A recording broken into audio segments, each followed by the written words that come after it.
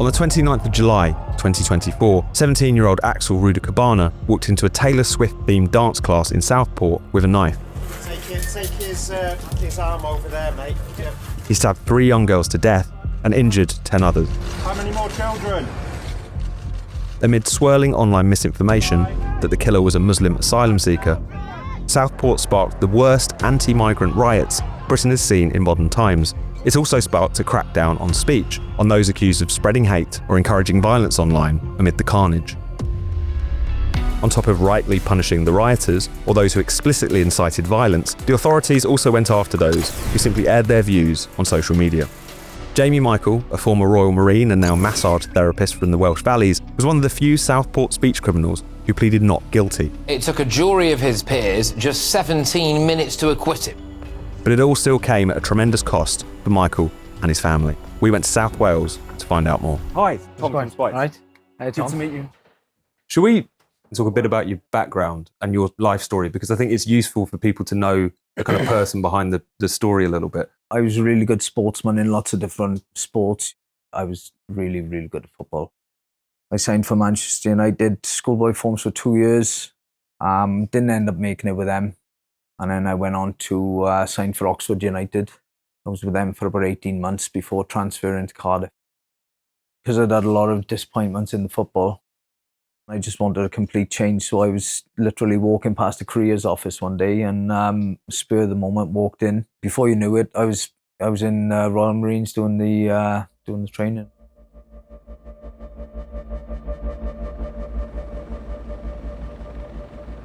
I went over to Iraq. You were there during the initial invasion? Baghdad was starting to get bombed, and then we just followed in. Target 15. We were fighting against the Iraqi army then. It wasn't all the kind of guerrilla warfare that followed it. I'd say every probably 2 to 3 days you end up being in a firefight. Before that, obviously you just shoot at targets, but then you're shooting at people. I think I suffered a bit of post-traumatic stress afterwards.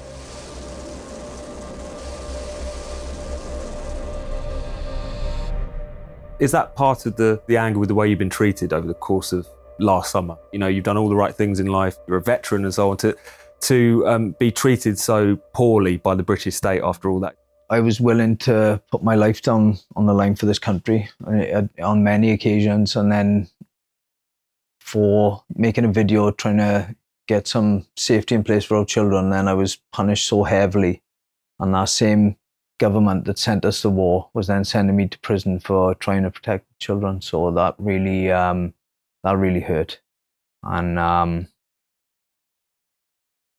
it was crap. We should talk about the Facebook post with the video that you put up. 2 days after the Southport massacre, Jamie recorded a 12-minute video and uploaded it to Facebook. It was raw, angry, and by his own admission, clumsily expressed. He wrongly said that the killer, Rudakabana, was not born in Cardiff. He inveighed against out-of-control migration and the, quote, scumbags that are coming in, unquote. But he explicitly disavowed violence and called for public meetings about safety.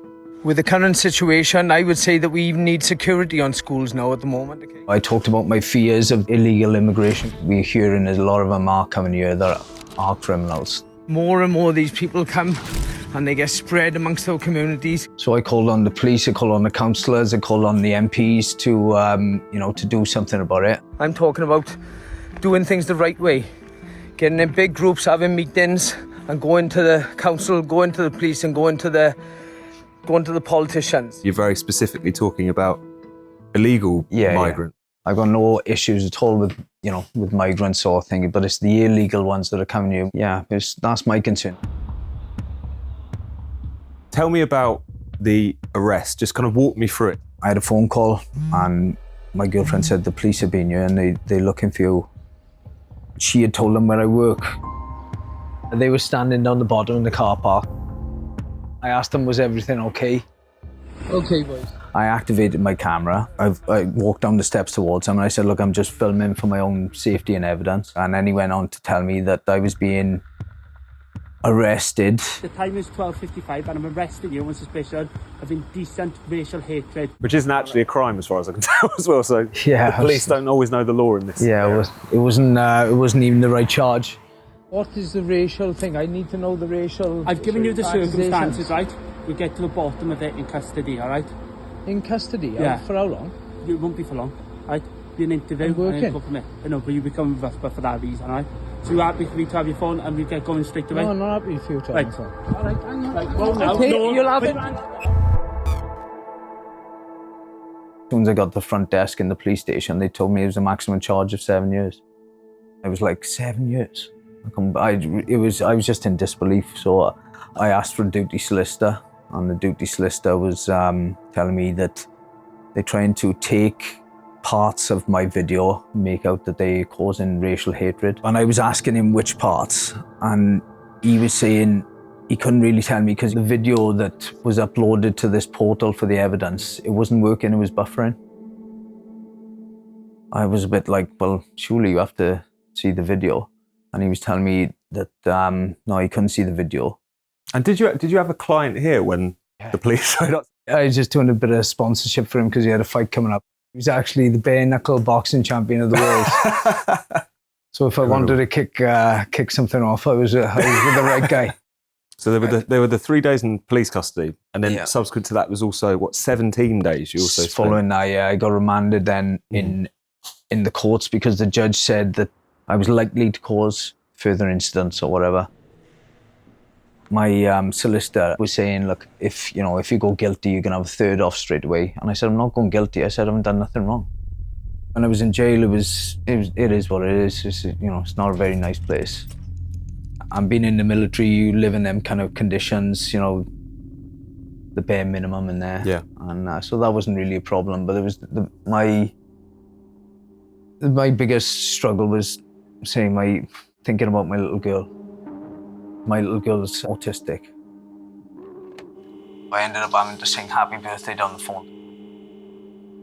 And she didn't understand because we were just on a normal telephone. She was trying to show me all her toys and I just had to pretend that I was, that's great. And, and that was making me really kind of choke up. Again, that made me feel guilty that I was in there, The prosecution kept him in prison for 17 days, which is a very long time to be held on remand in custody. It's far longer than most people would expect to remain in custody. I got released from bail on tag. They released me on tag with a curfew, and the Free Speech Union had already been contacting me because they got on my Facebook. And in my first meeting with them, they literally couldn't believe that I had a tag on. They said, tag for an online offence. They were shaking their heads. So they got that tag off me within a week. They were brilliant. I understand that the Free Speech Union felt you had a very strong case, but I imagine that's quite hard to believe fully. I knew that I hadn't done anything wrong, so I thought if this goes to a jury, then they're going to see it for themselves, and they did in the end. Yeah. It's only because the prosecution decided to infer negatively about everything that Jamie said that he found himself in the courtroom to begin with. Jamie and I went through line by line. He was able to very clearly explain and express precisely what he meant, which had nothing to do with stirring up hatred. It had to do with being extremely worried about his family, about his community, and about the threat that certain individuals pose. I honestly think if I had the Free Speech Union at the police station, I think I would have walked up that police station. The duty solicitors didn't talk about my free speech rights at all. He was actually saying, look, if you'd said this a couple of months ago, you'd probably have been all right, but it's different now. And I said to him, what do you mean? I said, the laws haven't changed. I said, we just had a new government and he's gone like that. And I thought, what? And one thing that came out during the course of the case was who had originally made the complaint in the first place. During Jamie's trial, it emerged that someone working for Buffy Williams, a Labour member of the Welsh Parliament or Senedd, was the one who had reported him to the police. When you found that out, did that just make it feel like even more sinister that it was basically a kind of politician She was responsible for reporting all three of the boys round here when it wasn't just myself. They got given 3 years, but they took a year off for going guilty at the first plea. They tried to make an example out of us at the time to shut the conversation up on, in my opinion, to shut the conversation up on the illegal migration. South Wales Police told us a comprehensive investigation into this matter was carried out, stressing it is committed to ensuring that all investigations are conducted with integrity and transparency to keep our communities safe. The Crown Prosecution Service insisted it is not an offence to have strong political views, but we will consider all cases handed to us by police where it is viewed conduct may have strayed into criminality. We do this independently of police and government. We respect the jury's decision.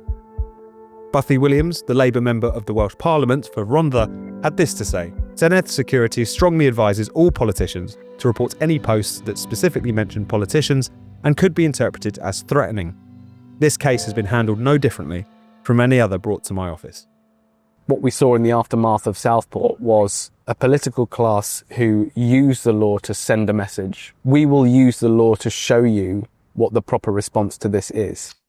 You were in jail for 17 days. It takes a jury 17 minutes to acquit you. I came outside, grabbed a coffee, and I was speaking to my solicitors, asking him how long do these things usually take. He was explaining to me what a hung court is, if there's split decisions and all that, and it could go on for days and days. And next thing we got called in, I hadn't drunk my cup of tea. I think the jury, in Jamie's case, they did the equivalent of throwing the book back at the prosecution, acquitting him in 17 minutes. The same number of minutes as days that he spent on remand in custody. The judge said, you know, it's got to be quiet and all that, and when they said not guilty, all that, we all bloody, everyone behind me shouted, yes! So I just remember just going, I just think, I don't have to wake up every morning or thinking, what if this, what if that, and I was so lucky because I had the whole community back me as well. I do really feel let down by our government, big time. But I've had a lot of support around here, not just locally, around the country as well. Had Jamie Michael been successfully prosecuted, you would have basically been telling a huge portion of the British public that their opinion was tantamount to a criminal offence.